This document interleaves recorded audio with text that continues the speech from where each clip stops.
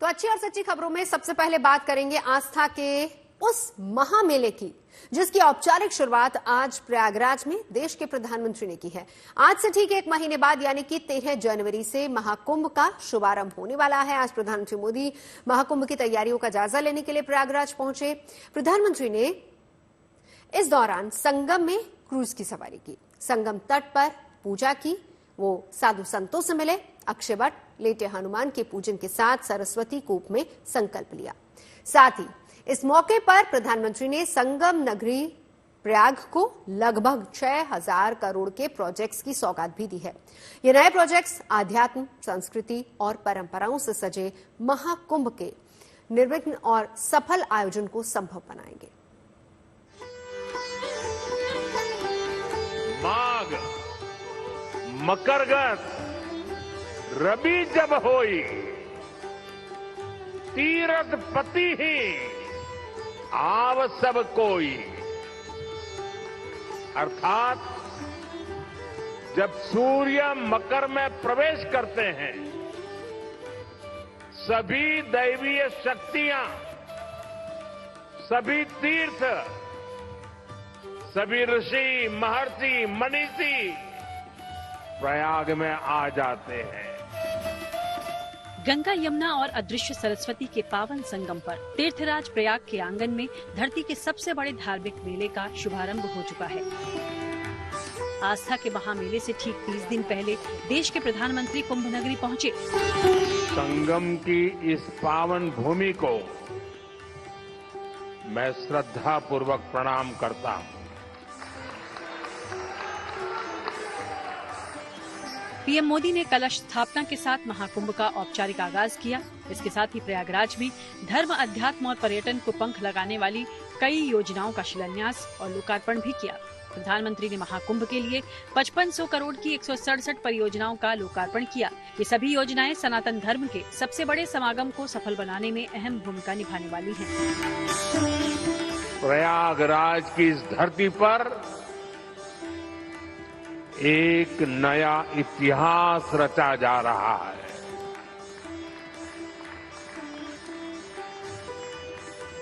अगले साल महाकुंभ का आयोजन देश की सांस्कृतिक, आध्यात्मिक पहचान को नए शिखर पर स्थापित करेगा।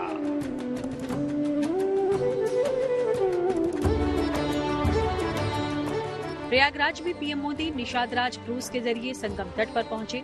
संगम तट पर पीएम ने साधु संतों, तीर्थ पुरोहितों और अखाड़ों के पुरोहितों से मुलाकात की।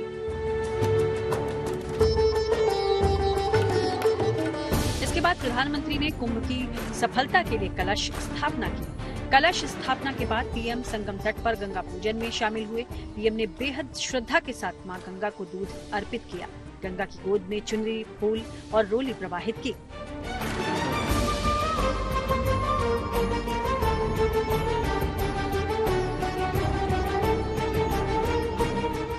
पूजा का समापन कर पीएम दिव्य भव्य डिजिटल महाकुंभ 2025 प्रयागराज नाम से बने सेल्फी पॉइंट पर तस्वीरें खिंचवाने पहुंचे।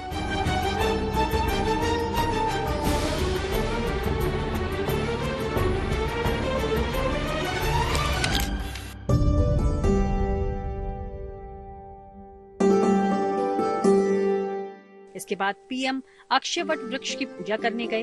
पीएम ने अक्षयवट को जल चढ़ाकर परिक्रमा की। इस दौरान उनके साथ राज्यपाल आनंदीबेन पटेल, सीएम योगी और दोनों डिप्टी सीएम ब्रजेश पाठक और केशव प्रसाद मौर्य भी मौजूद रहे। बता दें, महाकुंभ से पहले अक्षयवट कॉरिडोर का निर्माण भी करवाया गया है। अक्षयवट पर भी एक कॉरिडोर बनाया गया है। दरअसल प्रयागराज में कॉरिडोर्स की सौगातें ही सौगातें हैं। पहली बार वो अक्षयवट जो कि कहा जाता है कि पौराणिक काल से वो पेड़ मौजूद है जिसका कभी नाश नहीं होता, जो हमेशा जो अक्षय बना हुआ है। आज प्रधानमंत्री ने उसके कॉरिडोर की शुरुआत की और अक्षयवट वृक्ष की उन्होंने पूजा की। अक्षयवट के बाद इसी किले में मौजूद सरस्वती कूप के उन्होंने दर्शन किए और वहां भी उन्होंने पूजा की। कहा जाता है कि मुगल काल से ही अक्षयवट का जो का जो मंदिर है उसे बंद करके रखा गया था। 2019 में उसे आम लोगों के लिए खोला गया।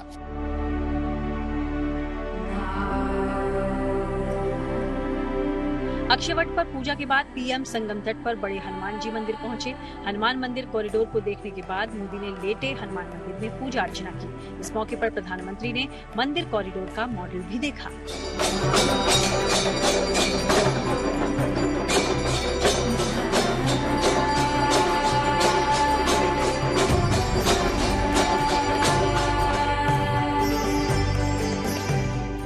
इसके साथ ही पीएम ने सरस्वती कूप में गाय का दूध अर्पित किया। महाकुंभ में यमुना किनारे बने किले के अंदर पौराणिक महत्व वाला सरस्वती कूप है। बता दें कि कुंभ से पहले सरस्वती कूप का सौंदर्यीकरण कराकर इसे सरस्वती कूप कॉरिडोर का रूप दे दिया गया है। मोदी आज इस कॉरिडोर का लोकार्पण कर रहे हैं।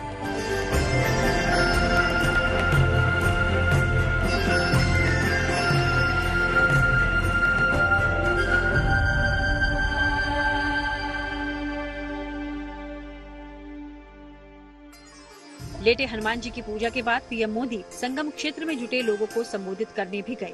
इससे पहले मंच पर उनका मां गंगा की मूर्ति देकर स्वागत किया गया।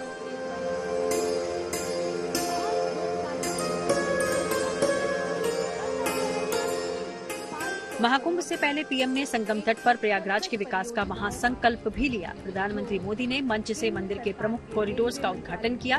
इनमें भारद्वाज आश्रम कॉरिडोर, श्रृंगवेरपुर धाम कॉरिडोर, अक्षयवट कॉरिडोर, हनुमान मंदिर कॉरिडोर आदि शामिल हैं। इन परियोजनाओं से श्रद्धालुओं की पहुंच आसान होगी और आध्यात्मिक पर्यटन को भी बढ़ावा मिलेगा। एक तरीके से कॉरिडोर्स की झड़ी लगा दी है इस सरकार ने। लेटे हुए हनुमान जी का कॉरिडोर, इसके अलावा ठीक उसके पीछे अगर आपको मैं दिखाऊं तो एक किला है और इस किले के ऊपर अक्षयवट का मंदिर है, वो भी कॉरिडोर में तब्दील हो रहा है।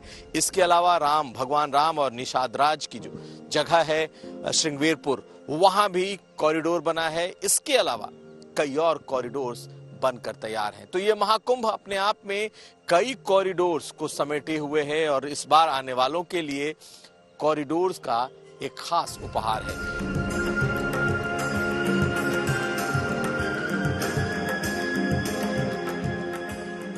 महाकुंभ आयोजन की तैयारियों का जायजा लेते हुए पीएम प्रयाग में महाकुंभ एग्जीबिशन देखने भी गए।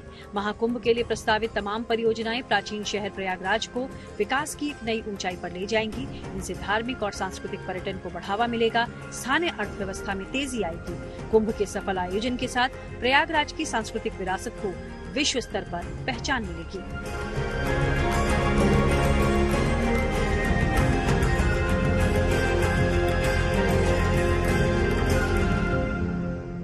एक महीने के बाद ये महाकुंभ शुरू होगा और इस महाकुंभ की शुरुआत के पहले प्रधानमंत्री मोदी ने एक तरीके से टोन सेट करने का कार्यक्रम किया है। दुनिया भर से 40 करोड़ लोगों के इस 1-1.5 महीने के इस कुंभ में आने की उम्मीद की जा रही है और उसके लिए तैयारियां जोरों पर हैं। स्वच्छता को लेकर के प्रधानमंत्री ने आह्वान किया और कहा कि इस बार का जो कुंभ है वो टेक्नोलॉजी से लैस एक ऐसा स्वच्छ महाकुंभ होने जा रहा है जिसे दुनिया देखेगी। यही नहीं, टेक्नोलॉजी में एआई और चैटबॉट का इस्तेमाल इस बार हो रहा है। 11 भाषाओं में ये चैटबॉट होगा और जो भी इस महाकुंभ में आएगा उसे इस टेक्नोलॉजी के जरिए आसानी से इस कुंभ में वो अपनी श्रद्धा की डुबकी लगा सकता है। गुड न्यूज टुडे के लिए कुमार अभिषेक, प्रयागराज।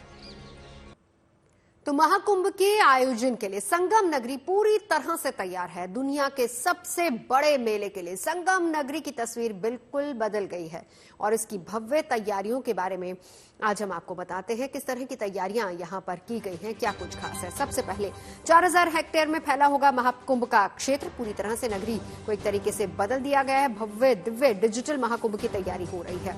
विश्व का सबसे बड़ा अस्थायी शहर एक तरीके से बनाने की कोशिश की जा रही है संगम नगरी में। इसी के साथ साथ 25 सेक्टर्स में बांटकर मेला क्षेत्र का विकास किया जा रहा है। संगम नगरी की तस्वीर कुंभ के दौरान कैसी होगी? 1.5 लाख से ज्यादा टेंट यहां पर बनाए गए हैं। जहां पर रहने खाने की व्यवस्था होगी। 24 घंटे बिजली सप्लाई की व्यवस्था बनी रहे, इस बात को भी सुनिश्चित किया गया है। एलईडी लाइट और सोलर हाइब्रिड लाइट्स भी यहां पर लगाई गई हैं। मेले में मौजूद होगा एआई सक्षम चैटबॉट कुंभ सहायक, जो कि लोगों की मदद भी करेगा। श्रद्धालुओं को 11 भाषाओं में मेले से जुड़ी तमाम जानकारी भी मिल पाएगी। और क्लीन एंड ग्रीन महाकुंभ के तहत स्वच्छता पर बहुत ज्यादा जोर होगा। महाकुंभ को प्लास्टिक फ्री रखने का मिशन भी है, इसीलिए इस ओर भी कदम बढ़ाया जाएगा। इको फ्रेंडली चीजों के इस्तेमाल पर जोर दिया जाएगा। इस बार के इस महाकुंभ में सैनिटाइजेशन और वेस्ट मैनेजमेंट पर भी खास ध्यान दिया जाएगा, इसीलिए सफाई मित्रों की तैनाती ज्यादा होगी। नमामि गंगे के तहत नदियों में जीरो सेप्टिक डिस्चार्ज यानी कि साथ ही साथ सफाई भी होती रहेगी। 15,000 से ज्यादा सफाई कर्मी वहां पर तैनात किए जाएंगे और जागरूकता बढ़ाएंगे। गंगा दूत जो कि वहां पर मौजूद रहेंगे, गंगा प्रहरी और गंगा मित्र, उनकी भी तैनाती वहां पर की जाएगी। 300 नए पार्क तैयार किए जा रहे हैं। लगभग 3 लाख से ज्यादा पेड़ भी यहां पर लगाए जा रहे हैं। महाकुंभ से पहले बहुत सारे निर्माण भी किए गए हैं। 14 नए रोड, ओवर ब्रिज और फ्लाईओवर्स यहां पर बनाए गए हैं। 1800 प्लस हेक्टेयर क्षेत्र में पार्किंग का एरिया बनाया गया है, उसको आरक्षित किया गया है। कलाग्राम, संस्कृति ग्राम और त्रिवेणी पुष्प का भी निर्माण किया गया है।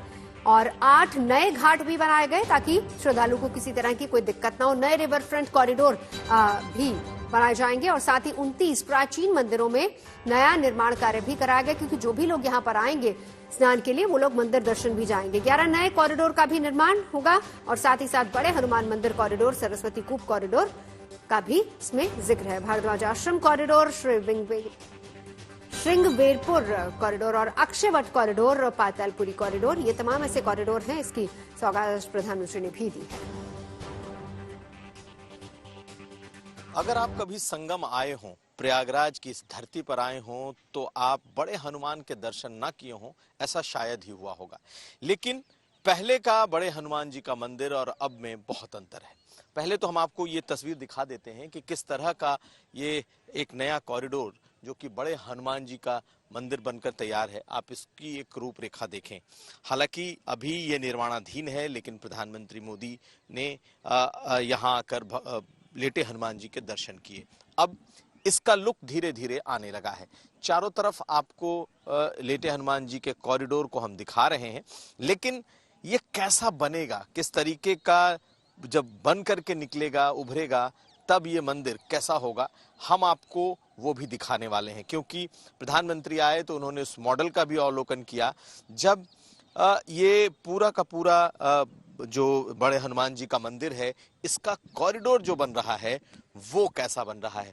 ये अगर आप देखें तो प्रधानमंत्री मोदी ने इस कॉरिडोर को देखा है और कुछ इस तरीके से ये कॉरिडोर होगा। कहते हैं कि जब कभी बाढ़ आती है संगम में तो गंगा यहाँ पहुंचकर पांव छूती हैं हनुमान जी के, लेकिन अब ये कॉरिडोर बनेगा। दोनों तरफ आप देखें परकोटे बन रहे हैं, मुख्य दरवाजा है और मुख्य दरवाजा से सीधा एक एंट्री होगी। 2 आमने सामने दरवाजे हैं और एक मंदिर का भव्य स्वरूप आपको दिखाई देगा। यहाँ पर इस तरीके का ये कॉरिडोर अपने आप में नया होगा और इस बार यहाँ संगम पर आने वाले लोग जो कि इस महाकुंभ में आएंगे, इसका लगभग पूरा दर्शन कर पाएंगे। तो कुल मिलाकर के ये कॉरिडोर है और कॉरिडोर की शुरुआत सरकार ने की है। इसमें एक सबसे अहम संगम पर यह कॉरिडोर लोगों को देखने को मिलेगा। संदीप दुबे के साथ कुमार अभिषेक।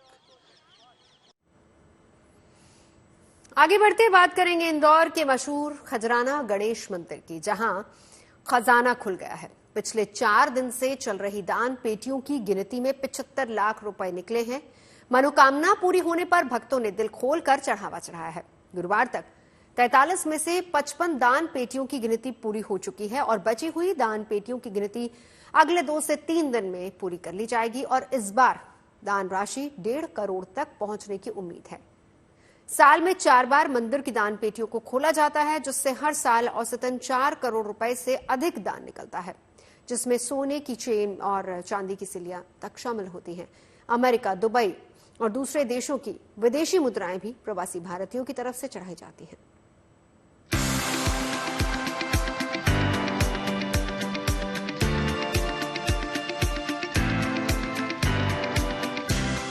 चारों तरफ बड़े बड़े पेड़ों से घिरा इंदौर का मशहूर खजराना गणेश मंदिर फिर सुर्खियों में है। 5 दिन पहले वहां दान पात्र खोले गए हैं। करीब 3 से 4 महीने के दौरान मिले दान का हिसाब किताब रखा जा रहा है। भक्तों की तरफ से आए चढ़ावे की गिनती चल रही है।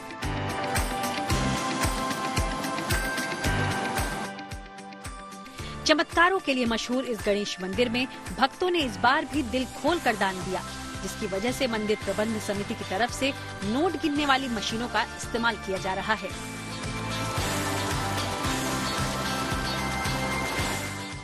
गणेश मंदिर परिसर में अलग अलग जगहों पर 43 दान पेटियां लगी हैं, जिनमें शामिल मुख्य दान पेटियों को ही खोला गया है। इनमें लाखों नोट सिक्कों के अलावा सोने चांदी के जेवर और बड़ी संख्या में विदेशी मुद्रा भी निकली है।